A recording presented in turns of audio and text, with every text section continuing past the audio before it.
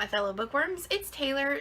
Sorry for such a long absence. So for this first video of July, I was thinking, what can I do? Usually the typical first video of July is your July TBR or your June wrap up. So I figured since we are, 12 days into, 11 or 12 days into July, I figured I could go ahead and give you my July TBR. I am going to be participating in the Booktubeathon coming up next week, so my TBR is mostly going to consist around that.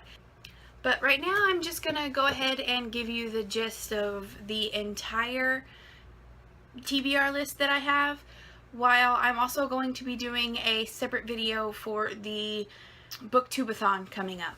So without further ado, let me show you my books. So the first book I wanted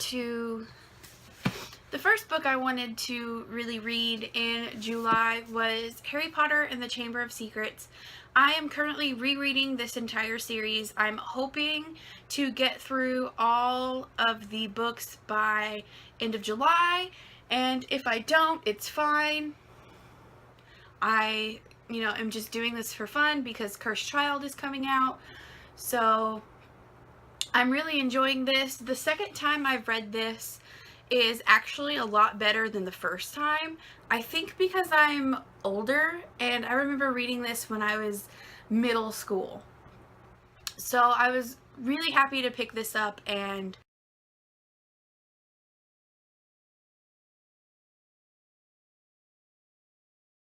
remember why I do enjoy reading the books so much better than watching the movie, because I've noticed that there are so many things that have changed, and while they are little things, they are still things that I honestly would have sat down for a 6-hour movie if they added everything from the book into the movie. The second book I am wanting to read is a book that I have already started, and that is Luckiest Girl Alive by Jessica Knoll. I have seen this a couple different times in Barnes & Noble, and it caught my eye. I love the dark purple black rose on the front and the bright, yellow and the bright pink on the cover that contrast. And of course the spine is a beautiful yellow. But when I read the back, I was really intrigued. It's about a girl who, after graduating high school, has completely changed her life around. In the last 6 years, she has one of the best jobs in New York. She's got a trust fund fiance, and she's trying to, I guess, make a name for herself after something tragic happened in high school. I'm about 67 pages in, and I don't know what happened. I don't know if we will ever find out what happened.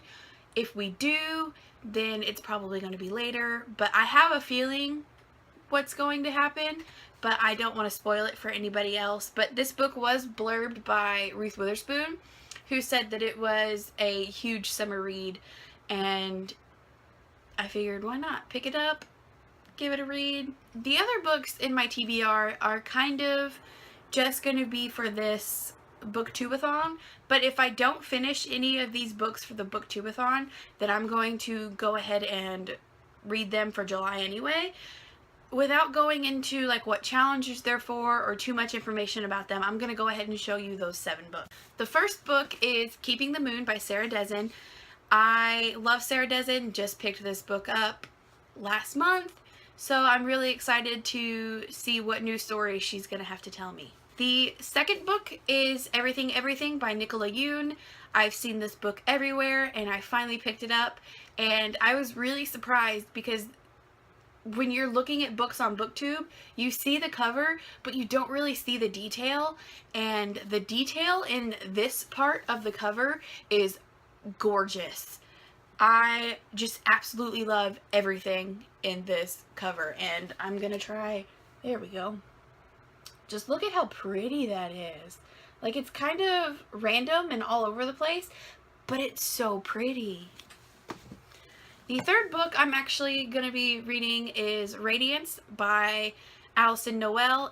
This is 180 pages with some change added in, and it's going to be a quick read, so hopefully I can get to it. Hopefully I can get to this for the Booktube-a-thon, because it is such a short read and it'll be pretty quick, so I'm really excited. The fourth book is Leaving Paradise by Simone Eccles, and this is a book that I just recently picked up. I have never read anything by this author, but I've always seen her books in the store, and I'm going to give it a read and hopefully enjoy it. I've never read anything by her, so I hope I like it. The fifth book is going to be the Harry Potter and Prisoner of Azkaban.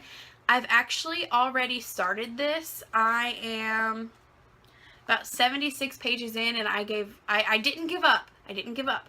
I wanted to wait to finish this so it would fulfill one of my TBR for the booktube, like one of the 7 book challenges.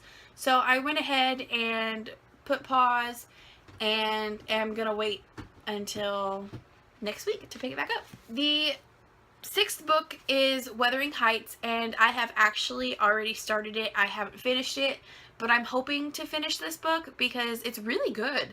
I just, for some reason, put it down, and I'm ready to pick it back up and finish it. I'm only 12 chapters in, but I've heard so many good things. And the final 7th book is The Choice by Nicholas Sparks. I love Nicholas Sparks. He's one of my guilty pleasures. And yeah, I know that this is a movie, and I don't know. I haven't seen the movie, but I really kind of want to read the book before I see the movie. So that's why I'm going to go ahead and try to get this read for the Booktube-a-thon. So those are the 9 books that I wanted to read for July. 7 are for the Booktube-a-thon. I had already finished Chamber of Secrets, so that makes 8 books. So I'm really excited. That's a lot of books for the month of July, while 7 of them are for 1 week. But hopefully I can read. I'm going to shoot for 4 books. Whatever I don't finish for the Booktube-a-thon, I'm going to be finishing for July. So I really hope that I can get through them. And I want to thank you guys so much for joining me on my July TBR. And I hope you guys have a fantastic day. Bye!